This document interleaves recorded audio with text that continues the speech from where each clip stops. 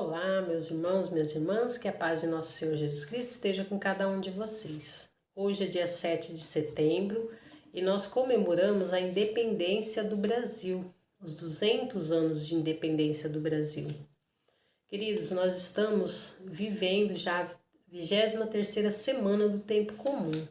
E hoje o evangelho que nós vamos refletir é o evangelho de Lucas, capítulo 6, do versículo 20 ao 26. Nós estamos reunidos em nome do Pai, do Filho e do Espírito Santo. Amém. O Senhor esteja convosco, Ele está no meio de nós. Proclamação do Evangelho de Jesus Cristo segundo Lucas. Glória a vós, Senhor.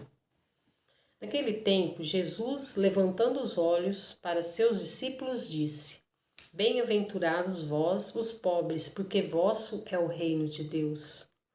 Bem-aventurados vós que agora tendes fome, porque sereis saciados. Bem-aventurados vós que agora chorais, porque havereis de rir.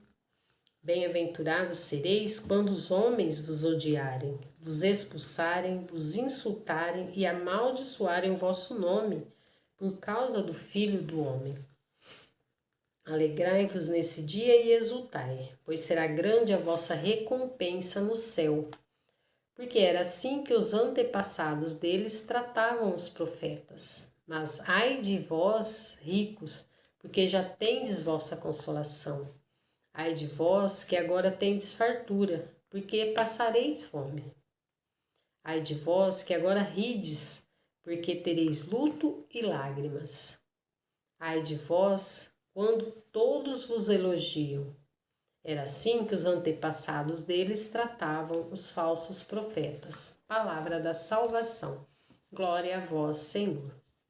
Queridos irmãos e irmãs, aqui nesse evangelho nós fazemos um paralelo. Mateus fala aqui sobre o Sermão do Monte, falando que Jesus estava numa montanha, falando das bem-aventuranças. E lá são 8.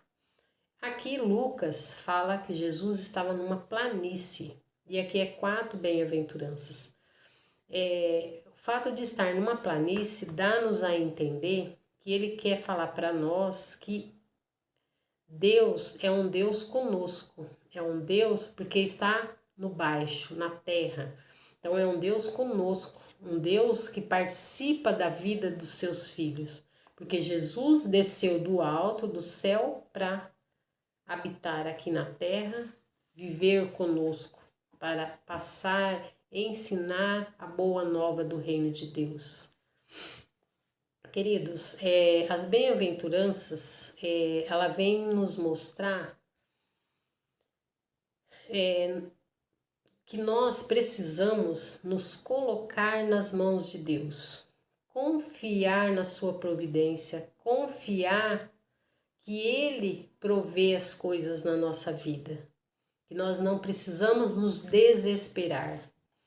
Porque aqui Lucas, ele faz esse paralelo de bem-aventurado e ais, bem-aventurados vós e ai de vós. Por quê? Ele coloca essas palavras de Jesus fazendo esse paralelo. Porque na época de Jesus, na época que Lucas escreveu também, havia essa divergência, essa diferença entre o povo, entre ricos e pobres, os que tinham fartura e os que passavam fome, aqueles que choravam e aqueles que eram consolados. Então, aqueles que eram perseguidos e que eram odiados por causa do nome de Jesus, e aqueles que eram elogiados porque viviam numa sociedade hipócrita que quanto mais você tinha, melhor você era, perante aos olhos dos homens. Só que perante aos olhos de Deus, bem-aventurado é aquele que faz a vontade de Deus, aquele que se coloca nas mãos do Senhor e confia na sua providência. É aquela pessoa que se anula em si mesmo para deixar Deus trabalhar na vida dela.